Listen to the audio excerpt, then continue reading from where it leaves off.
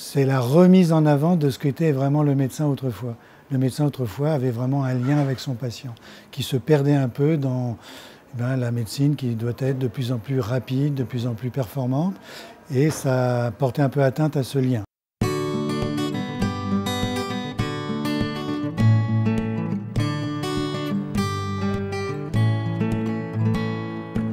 L'hypnothérapie, c'est quelque chose d'assez ancien, mais finalement, la médecine s'y intéresse de façon sérieuse depuis assez peu de temps. On essaye, au sein du département, de former tout le monde à l'hypnose. Non pas pour qu'ils fassent de l'hypnose chez tous les patients, mais pour qu'ils utilisent les éléments de langage, les éléments structurants de l'hypnose qui permettent d'avoir une interaction positive avec le patient.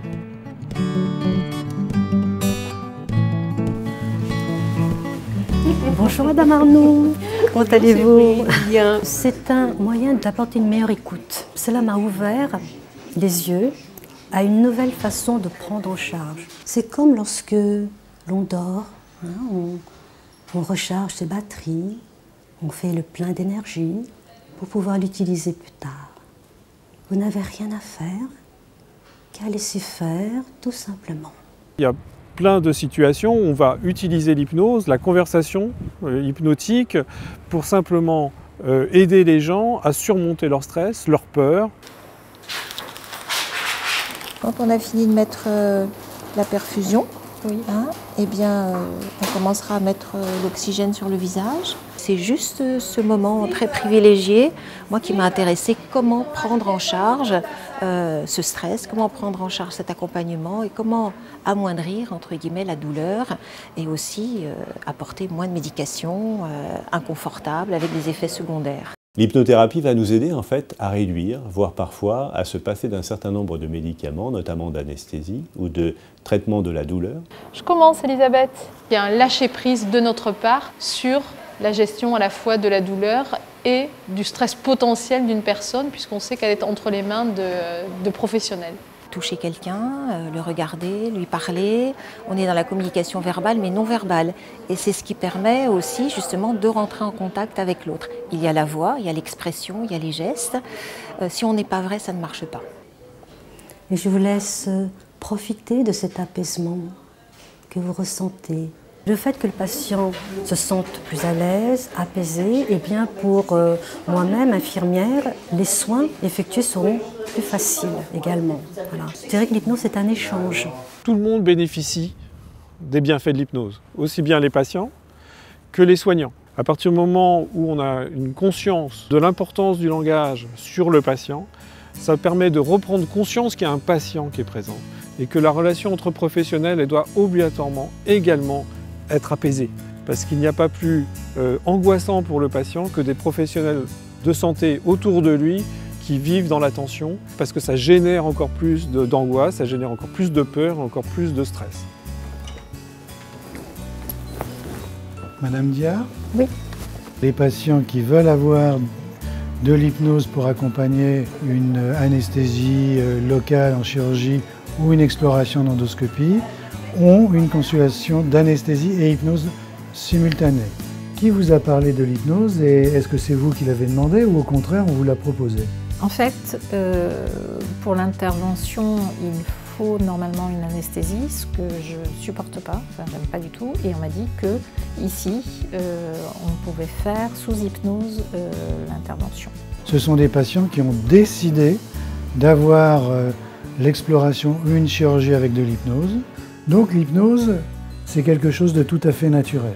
C'est-à-dire quand vous êtes concentré sur un travail, quand vous conduisez votre voiture et que tout va très bien, votre pensée est entièrement dirigée, focalisée sur une seule chose.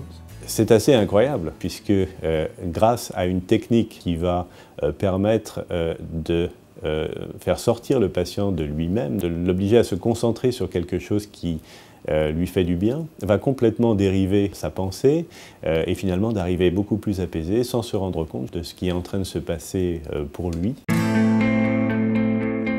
C'est extraordinaire comme impression. Moi j'avais l'impression de rêver, non d'être très présente justement, mais c'était un rêve. C'est un des plus beaux moments de ma vie. Vous avez en vous les ressources nécessaires pour vous accompagner, pour continuer à vous battre. Quelque part, autonomiser le patient, il va être plus à même de prendre des décisions pour lui-même et de participer pleinement à sa prise en charge. Il va devenir un partenaire. Le cancer est enlevé. Voilà, c'est une petite lentille.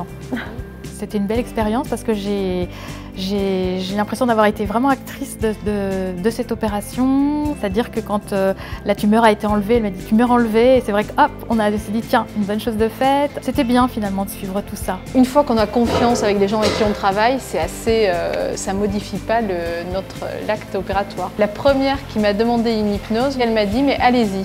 Et donc avec l'anesthésie locale, donc il y a de la tumescence, ce n'était pas de l'hypnose pure. L'intervention s'est passée, c'était quand même une intervention importante, c'était une ablation du sein. Et c'est vrai que la patiente m'a convaincue qu'en fait c'était d'une part très simple et elle s'est tout de suite mise assise et il y a une facilité dans la récupération post-opératoire. Je suis très étonnée par voilà, cette post-opération là assez à chaud parce que j'ai l'impression de ne pas avoir été opérée. Le mot subir, ça ne convient pas du tout. Même me supporter, ça ne convient pas. C'est tellement bienveillant. Vous voyez que ça ne peut pas être mieux.